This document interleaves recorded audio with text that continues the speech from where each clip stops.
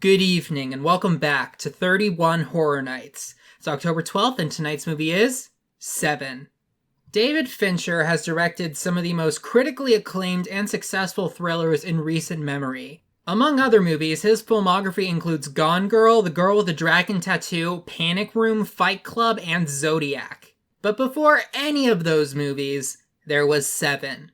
This is a 1995 thriller about a serial killer who uses the motif of the 7 deadly sins. The movie stars Brad Pitt and Morgan Freeman as the two cops trying to take this person down. I think we all know about the notorious What's in the Box scene, and that was from this movie. This film was also apparently a big inspiration for the movie Saw, and that led to a very successful horror franchise.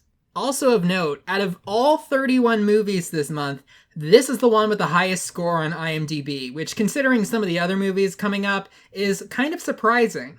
This film has certainly been on my radar for a very long time, but today's the day I finally watch it. I'm gonna go check it out. Fittingly enough, I think I'm gonna give Seven a 7 out of 10, and no, that wasn't intentional, it was just the score that felt right for this movie.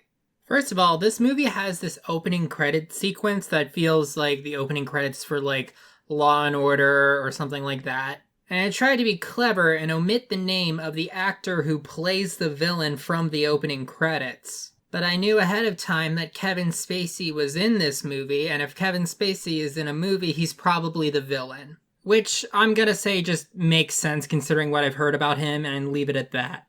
The two main characters are a pairing that we've seen before, the grizzled old detective and the newer, fresher, idealistic type of guy.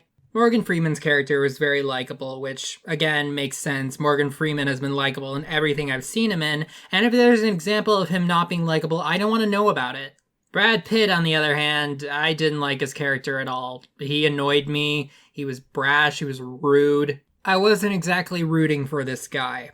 I do like the concept of this movie, very aesthetically based serial killer. And the comparison to Saw is pretty apt, though I will say that I think that Saw took this idea and made it better. The concept of the Saw traps, they're very clever, they're very intricate, there's so many possibilities, but with this one, there isn't that much you can do with it, and even then, they didn't get that creative with it.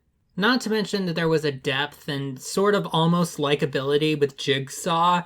The killer in this movie, who they named John Doe, he's just a maniac with a god complex. I think a lot of this movie is carried by Morgan Freeman's performance and his character. He was really likable, he was engaging, there were a lot of good moments with him. And while I didn't like Brad Pitt's character much, I did like a lot of the conversations that the two of them had. The mystery itself was also pretty good. There were a few good twists and turns with it, a few unexpected moments.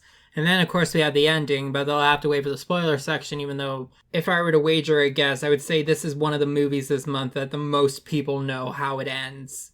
Anyway, the direction. I liked the way that this movie looked. There were a lot of really interesting shots in this movie, a lot of good scenes. It was definitely a very aesthetically pleasing movie to watch.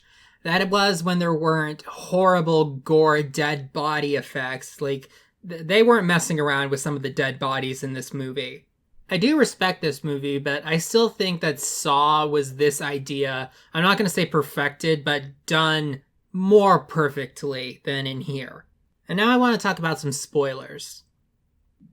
So after murder number 5, the killer just turns himself in, literally just walks into the police station with blood on his clothes and lets them take him in. We never learn the killer's name or anything about him, really. He's just referred to as John Doe, and he's played by Kevin Spacey. I thought that the motives that they gave him were dumb. He wanted to show that we see sin in everyday life and just ignore it, but one of the sins, sin worthy of death that he gave out was being obese. This guy, just for being obese, was put in the same category as a crooked lawyer and a pederast. And every time this guy talks, you can tell how far up his own ass he is. If you compare him to Jigsaw, there's a lot more fun to him. He has a set of rules and he follows them. In a twisted, totally wrong way, Jigsaw was doing what he did because he wanted to help people. John Doe just wants to stroke his ego. So that makes it all the worse when he completely wins in the end. By the time he turned himself in, there were 2 sins left, envy and wrath. So he decides to lead Somerset and Mills, who are Morgan Freeman and Brad Pitt's characters, out into the middle of nowhere. And on the entire ride there, riling up Mills with his stupid delusions of grandeur talk. Then have a box delivered to that location that contains the head of Mills's wife. And this scene is very well known. Like, the entire time, John Doe is just talking about how much he admires Mills, even though there's no indication that he knew who Mills was before that week. So that murder would be the murder of envy, and then Mills would get so mad he would shoot John Doe, which would be the murder of wrath. Except Somerset catches on right away and keeps telling Mills over and over, don't put down the gun, don't kill him, that's what he wants. And they establish that Mills is not good at handling his anger. When he gets mad, he tends to lash out. I honestly would have preferred the ending where Mills did not let John Doe win and decided, no, your 7 murders aren't going to be complete ever. You're going away forever. Or heck, like, just shoot him in the leg a bunch of times. Like, you don't have to kill him to make him suffer. There was a less sad ending, perfectly gift-wrapped, and they didn't go with it. When I reviewed Saw in my Classics Horror Nights, I gave it an 8 out of 10, and I still stand by that. When you compare the two movies, 7 has better direction and better characters, but with Saw, the story is a lot more clever, and I think that overall that created like a better effect for Saw. But that doesn't mean that 7 is a bad movie. I liked watching it. There were a lot of good moments in it. I wouldn't call it a great movie, but I would call it a good one. Alright, I'll see you guys tomorrow.